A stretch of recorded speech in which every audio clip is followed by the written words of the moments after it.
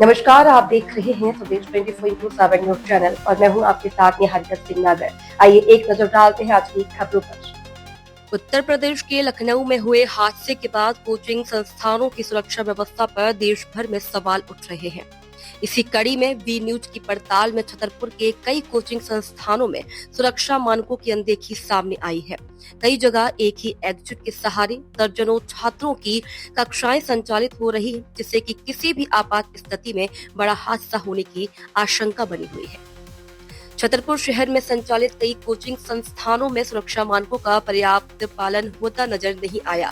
पड़ताल के दौरान सामने आया कि कुछ संस्थानों में बेसमेंट से लेकर तीसरी मंजिल तक कक्षाएं संचालित की जा रही हैं, जबकि आपातकालीन निकासी के पर्याप्त रास्ते उपलब्ध नहीं है। कई जगह सुरक्षा के नाम पर केवल अग्नि मिशन सिलेंडर रखे गए हैं। पुराना पन्ना नाका स्थित सटई रोड पर संचालित क्लाइमेक्स एकेडमी के संचालक त्रिदेव गुप्ता ने दावा किया कि उनके संस्थान में फायर सेफ्टी सहित सभी आवश्यक व्यवस्थाएं मौजूद हैं। उन्होंने बेसमेंट में कक्षाएं संचालित होने से इनकार कर दिया और बताया कि क्लासें पहली, दूसरी और तीसरी मंजिल पर लगती है। हालांकि उन्होंने यह स्वीकार किया कि संस्थान की एक कक्षा में बाहर निकलने के लिए केवल एक ही रास्ता है, जहां करीब 60 से 70 छात्र बैठते हैं। आपात स्थिति में निकासी को लेकर पूछे गए सवाल पर उन्होंने कहा कि सुरक्षा की जिम्मेदारी संचालक की होती है और उनके यहाँ सभी जरूरी इंतजाम किए गए हैं।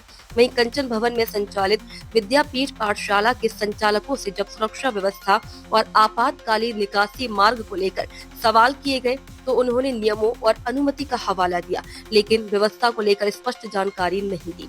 ऐसे में सबसे बड़ा सवाल यह है कि यदि किसी कोचिंग संस्थान में आग या फिर अन्य आपात स्थिति उत्पन्न होती है तो एक ही एग्जिट के सहारे बड़ी संख्या में छात्रों को सुरक्षित बाहर कैसे निकाला जाएगा। यह मामला जिला प्रशासन और संबंधित विभागों की निगरानी तथा सुरक्षा मानकों के पालन पर भी गंभीर सवाल खड़े करता है। फिलहाल कोचिंग संस्थानों की सुरक्षा व्यवस्था को लेकर उठे इन सवालों के बीच अब निगाहें जिला प्रशासन की कार्यवाही पर टिकी है।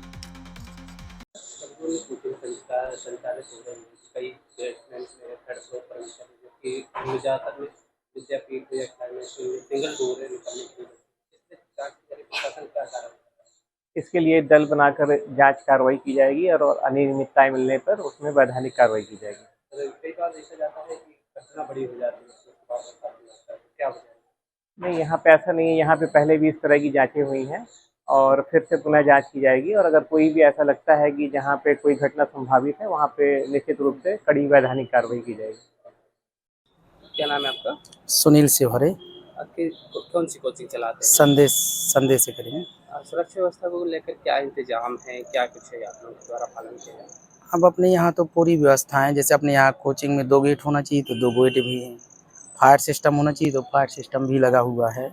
जो मतलब एक ही व्यवस्थाएं जो होनी चाहिए कोचिंग प्रशासन की गाइड नियम के अनुसार उसके अनुसार चलाना चाहिए। जो उनके नियम शर्तें होंगी और यदि कोई शर्तें हैं तो बताते हैं तो उसके अनुसार ही चलाएंगे। प्रशासन के द्वारा कभी इंस्पेक्शन वगैरह किया जाता है कोचिंगों को? कभी जब कोई घटना तो कहाँ कभी-कभी बीच में होते हैं। तो जैसे अभी पिछली बार अभी कोई एक दिल्ली में घटना घटित हुई थी तो उस समय जो उन्होंने कराए गए थे नियम तो आते हैं, कभी-कभी आते हैं। कितने बच्चे हैं आपकी?